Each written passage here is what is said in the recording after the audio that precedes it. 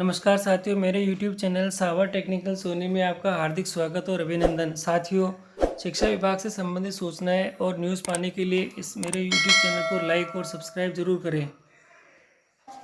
साथियों, विभाग द्वारा अभी हमारे से वार्षिक कार्य मूल्यांकन यानी APAR की प्रति मांगी जा रही है और इसे भरते समय काफ़ी शिक्षकों के सामने और जो साथी हैं उनके सामने समस्याएं उत्पन्न हो रही है कि इससे भरते समय किन किन बातों का ध्यान रखा जाए। तो कुछ विशेष बिंदु है इससे संबंधित जो मैं आपको आज बताना चाहूँगा। सबसे पहले मैं आपको दो शब्दों के जो अर्थ हैं और उनके बारे में बता देता हूँ। ACR को एनुअल कॉन्फिडेंशियल रिपोर्ट कहते हैं, हिंदी में इसका अर्थ होता है वार्षिक गोपनीय रिपोर्ट। दूसरा APR होता है, इसको एनुअल परफॉर्मेंस असेसमेंट रिपोर्ट बोलते हैं, वार्षिक प्रदर्शन मूल्यांकन रिपोर्ट। प्रपत्र यानी वार्षिक कार्य मूल्यांकन प्रपत्र क्या है, ये काफ़ी सारे दोस्तों के प्रश्न हैं और मैं आपको बताना चाहूँगा कि कार्मिक के कार्य व्यवहार पर संस्था प्रदान का गोपनीय प्रतिवेदन ही ACR है। यह बिल्कुल गोपनीय होता है और इसे किसी के सामने प्रस्तुत किया नहीं जाता है। वार्षिक कार्य मूल्यांकन ACR जिला स्तर पर एक स्थायी रजिस्टर होता है। संस्था प्रधान द्वारा सत्र में कार्यरत कार्मिकों की सूचना अप्रैल माह में दी जाती है। उसी सूची के आधार पर ACR रजिस्टर अद्यतन किया जाता है। और साथियों, मंत्रालय कार्मिकों की ACR वित्तीय वर्ष में भेजी जाती है और अध्यापक वर्ग की ACR शिक्षा स्तर के हिसाब से भेजी जाती है, यानी हम लोग जुलाई से जून के बीच में इसको भेजते हैं। ACR का पहला भाग कार्मिक द्वारा भरा जाता है, जिसमें अपनी सामान्य जानकारी, परीक्षा परिणाम, संस्था के द्वारा दिए गए लक्ष्य दिए जाते हैं। संबंधित शिक्षक कार्मिक पूर्ण भरकर अपने हस्ताक्षर करके संस्था प्रधान को 15 जुलाई से पहले उपलब्ध करवाते हैं। ACR का जो दूसरा भाग है साथियों, कार्मिक के कार्य व्यवहार पर संस्था प्रधान द्वारा टिप्पणी की जाती है। जो दूसरा भाग है, भाग नंबर द्वितीय, उसमें प्रत्येक कॉलम में लघु हस्ताक्षर किए जाते हैं।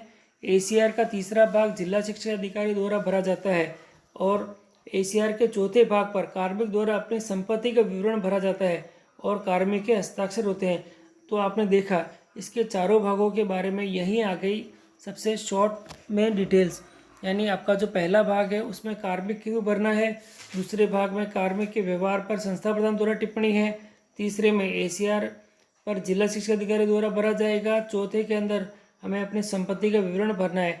यानी आशाश्वत कैरियर प्रगति यानी ACP स्वीकृति हेतु ACR की आवश्यकता हमें हमेशा रहती है। व शिक्षकों एवं कार्मिकों को उनकी राजकीय सेवा में 9, 18, 27 वर्ष की संतोषजनक सेवा पूर्ण होने पर उन्हें ACP स्वीकृत की जाती है। स्कूल शिक्षा विभाग के अधिकारियों को 10, 20 व 30 वर्ष सेवा संतोष रूप से पूर्ण होने पर ACP स्वीकृत की जाती है। ACP स्वीकृति के समय कार्मिक अधिकारियों की ACR की आवश्यकता होती है। ACP की स्वीकृति के समय कार्मिक अधिकारी ACR उपलब्ध नहीं होने पर ACP स्वीकृति में कठिनाई होती है। इस क्रम में शिक्षा विभाग द्वारा निम्नानुसार आदेश प्रसारित किया था। सभी लोक सेवक APR भरते समय किन किन बातों का ध्यान रखेंगे, तो हम क्रम से उन बिंदुओं का देखते हैं। साथियों, सबसे पहला दे रखा है, लोक सेवक अपने कैडर के लिए निर्धारित APR में आवेदन करें। अलग अलग अधिकारियों के लिए अलग अलग प्रकार के आवेदन पत्र होते हैं, तो हमें उन आवेदन पत्रों को ध्यान से देखकर ही हमें भरना है। दूसरा जो बिंदु है वह सबसे महत्वपूर्ण बिंदु है साथियों। लोक सेवक APR के प्रत्येक पेज के दाएं तरफ की ओर अपना नाम, date of birth, employee ID, सत्र, मूल पद, विषय एवं लघु हस्ताक्षर आवश्यक रूप से करें। तो ये सबसे इम्पोर्टेंट है साथियों। और एक नमूने का भी मैं अंत में दिखाऊंगा आपको, उसमें ये सभी पेजों के ऊपर हमें लिख के रखना है। प्रतिवेदित के समय सूचना यानी जो भाग संख्या 1 में क्रम संख्या 0, 1 से 7 के वो हमेशा पूर्ण होनी चाहिए। 1 से लगा के 7 क्रम के जो बिंदु है वो हमें पूर्ण करके लिखने हैं। लोक सेवक प्रतिवेदित अधिकारी हस्ताक्षर आवश्यक रूप से करें। ये लोक सेवक हम ही हैं साथियों, जो ACR भरता होता है यानी APR भरते हैं वही लोक सेवक कहलाते हैं, प्रतिवेदित अधिकारी कहलाते हैं। साथियों, बिंदु संख्या 5 में प्रतिवेदक समीक्षक अधिकारी के हस्ताक्षर में नाम व मोहर आवश्यक रूप से अंकित करने होते हैं। प्रतिवेदक समीक्षक अधिकारी द्वारा समग्र मूल्यांकन में लघु हस्ताक्षर आवश्यक रूप से अंकित करें। मूल्यांकन प्रतिवेदन के भाग 1 व 2 की पूर्ति आवश्यक रूप से करनी होती है। परीक्षा परिणाम भी आवश्यक रूप से अंकित करने होते हैं। इसलिए ACR भरने से पूर्व साथियों, आपके जिस भी वर्ष का आप ACR भर रहे हैं उससे संबंधित परीक्षा परिणाम के जानकारी आप पूर्व में इकट्ठी कर ले, तो आपको कोई दिक्कत नहीं आएगी। वार्षिक कार्य मूल्यांकन प्रतिवेदन के मूल प्रति ही प्रेषित करते हैं। साथियों, सबसे महत्वपूर्ण बिंदु है, हमें उसकी मूल प्रति ही भेजनी होती है। छाया प्रति यानी फोटोकॉपी हमें या मेल के द्वारा वो अस्वीकार्य होती है, इसलिए मूल प्रति ही हमें अग्रेषित करनी चाहिए। वार्षिक कार्य मूल्यांकन प्रतिवेदन में किसी प्रकार की काट छांट नहीं करनी है। अच्छे से पहले से सभी सूचनाएं इकट्ठी कर लें और उसको अंत में भरें। 11 में एपीआर संबंधी कैडर के लिए निर्धारित चैनल यथा प्रतिवेदक, समीक्षक, स्वीकारकर्ता अधिकारी के अनुसार ही प्रेषित करें। सबसे पहले प्रतिवेदक है, उसके बाद समीक्षक है, स्वीकारकर्ता है। सीधे ही हमें अपने उच्च अधिकारियों को ये प्रेषित नहीं करनी होती है। एपीआर यदि कार्यालय स्तर पर भरी जानी है तथा सेवा अभिलेखों के आधार पर कार्मिक अधिकारियों की सेवा संतोषजनक है तो आवश्यक रूप से सेवा संतोषजनक का उल्लेख करते हुए एपीआर भिजवानी चाहिए। बिंदु संख्या 13 में कार्यालय स्तर की एपीआर में प्रतिवेदक, समीक्षक अधिकारी के हस्ताक्षर में मोहर आवश्यक रूप से अंकित करनी होती है।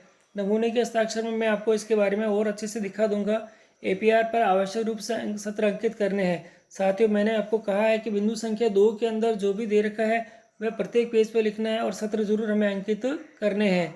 साथियों, बिंदु संख्या 15 के अंदर जो भाग 2 के बिंदु 1 व 2 तक में दी गई अभिव्यक्तियों एवं बिंदु संख्या 5 में दिए गए समग्र मूल्यांकन में आवश्यक रूप से एकरूपता होनी चाहिए, उनमें कोई भी विभिन्नताएं नहीं होनी चाहिए, सबसे इम्पोर्टेंट है। इसी प्रकार बिंदु संख्या 16 के लिए भाग संख्या 2 के जो द्वितीय भाग है उसके अंदर बिंदु संख्या 1 व 2 तक यदि कोई प्रतिकूल अभिव्यक्ति है, जबकि बिंदु संख्या 5 में समग्र मूल्यांकन संतोषप्रद, अच्छा, बहुत अच्छा दर्ज नहीं किया जाए। ये इम्पोर्टेंट बिंदु है साथियों, ध्यान रखें इस बिंदु का। 17 नंबर में दे रखा है राज्य सरकार के पत्रांक, जो क्रम दे रखा है 5/6/2008 में प्रदत्त निर्देश के बिंदु संख्या 00803 के अनुसार प्रतिवेदित की सेवा प्रतिवेदक के अधीन न्यूनतम 3 माह की सेवा आवश्यक है कि पालना की जाए।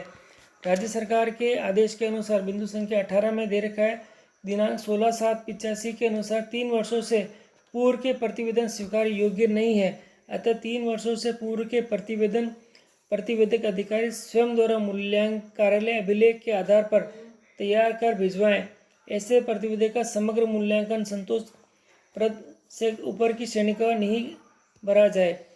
जो बिंदु संख्या 19 है उसमें है निदेशालय द्वारा समय समय पर विभिन्न कैडर की एपीआर मांगी जाती है, यानी अभी हमारे से भी मांगी जा रही है। मांगी गई एपीआर की मूल प्रति मैं सूची के साथ भेजे जाने वाले पत्र कवरिंग लेटर पर निदेशालय के पत्रांक को आवश्यक रूप से उल्लेख करते हुए एपीआर को हमें प्रेषित करनी चाहिए। सबसे इम्पोर्टेंट है साथियों, कवरिंग लेटर लगाना है और सभी चीज़ों का उल्लेख करते हुए एपीआर को हमें को आगे प्रेषित करनी है। संस्था प्रधान अपनी अधीनस्थ की एपीआर सीधे निदेशालय प्रेषित न करें। मैंने बोला आपको कि जो चैनल है, चैनल के अनुसार ही हमें क्रमबद्ध रूप से आगे एपीआर को भिजवानी चाहिए। और इसमें दे रखा है बिंदु संख्या 21 के अंदर वरिष्ठ अध्यापकों व व्याख्याओं की एपीआर के प्रत्येक पेज पर अपना विषय अंकित हमें करना है। साथियों, क्या दिखाई दे रहा है आपको, इसमें आप ध्यान से देखें। सबसे पहले इस कोने में देखें, जो मैंने बोला था बिंदु संख्या 2 के अनुसार जो भी सूचनाएं हैं वह इसमें यहाँ पे लिखनी है। आपको इसका नाम लिखना है, जन्म तिथि लिखनी है, गृह जिला कौन सा है, समीक्षाधीन अवधि के दौरान पद का स्थान क्या है, वह पद भी क्या है, पद का स्थान भी क्या है, इस तरह से हमें भरना है। साथियों, आप देखेंगे कि इस प्रकार जो भी प्रतिवेदिक अधिकारी के अधीन की गई सेवा अवधि का विवरण करना है और जो विवरण दे रखा है वह कहाँ से है। अगर अलग अलग कैडर के लिए अलग अलग होते हैं, मंत्रालय कर्मियों के लिए अप्रैल जो वित्तीय वर्ष के होते हैं और हमें अध्यापकों के लिए जुलाई से जून तक के महीने के होते हैं। स्वयं का मूल्यांकन करते हुए करना है। वैसे निर्धारित लक्ष्यों के अंदर 100% होते हैं। आप आपके हिसाब से इसमें लिखें कि भाई कितने % आपने उसमें लक्ष्य अर्जित कर। जो 7 नंबर बिंदु है उसमें देखेंगे कि परीक्षा परिणाम आपको पहले से इकट्ठा करके रखें और यहाँ पे उसका इंद्राज अच्छे से कर लें। परीक्षा में प्रविष्टियों की संख्या कितनी है, उत्तीर्ण होने के कितने बच्चे उत्तीर्ण हुए उसके अंदर, और 60% यानी 60% से अधिक अंक लाने वाले बच्चे कितने हैं, उनकी संख्या भरनी है। बच्चों की संख्या भरनी है, प्रतिशत हमें नहीं भरने हैं। और उत्तीर्ण प्रतिशत यानी ग्रेड कितनी है वो यहाँ पे हमें भरनी है। निरीक्षक के लिए ये नहीं है और अच्छे से इसको देख लें आप। इसी प्रकार हमें जो कॉलम फीड करने हैं वह हमें 10 नंबर में अब हम देखेंगे कि हमारे जो प्रशिक्षण है, यानी जिस वार्षिक कार्य मूल्यांकन जिस वर्ष का है उस वर्ष को देखते हुए उस वर्ष की अवधि के अंदर हमने क्या क्या प्रशिक्षण अर्जित करे हैं उसको इसमें भरने हैं साथियों। इस जगह पे हमें अपने हस्ताक्षर करने हैं, नाम और पदनाम भी लिखना है। और यहाँ दे रखा है जो भाग संख्या द्वितीय दे रखी है, भाग नंबर द्वितीय के अंदर इसको देखें आप लोग तो वापस पुनः हमें इस ACR के APR के इस कोने के अंदर हमें अपना पद का विवरण लिखना है। और जो बिंदु संख्या 2 में जो महत्वपूर्ण बिंदुओं के बारे में बताया था वह सभी करने हैं। यहाँ सब जगह पे लघु हस्ताक्षर हैं और यह भी हमें प्रतिविधिक अधिकारी की अभियुक्तियाँ, यानी यहाँ हमें नहीं भरना है, हमारे जो प्रतिविधिक अधिकारी वो इसमें भरता है। साथियों ये भाग नंबर 3 है, ये बहुत उच्च अधिकारियों द्वारा भरा जाता है, संभागीय आयुक्त के या जिला कलेक्टर के लिए बना हुआ है ये। तो यहाँ पे हमें इसमें स्वयं को नहीं भरना है, हमारे उच्च अधिकारी इसमें पूर्ति करते हैं साथियों। कोने के अंदर हमें पुनः अपने जो बिंदु संख्या 2 में दी गई सूचनाएं की पूर्ति करनी है। भाग नंबर 4 है, उसमें हमें अपनी संपत्तियों का विवरण लिखना है। संपत्तियों का विवरण लिखने के बाद आप उसको नीचे उसमें हस्ताक्षर करके उसको अपने अधिकारी को प्रस्तुत कर सकते हैं। साथियों मैंने बताया आपको कि ये गोपनीय दस्तावेज के उच्च अधिकारियों द्वारा मांगे जाने पर आप उनको प्रस्तुत करें, आप आपके स्वयं के पास ही बना के रखें।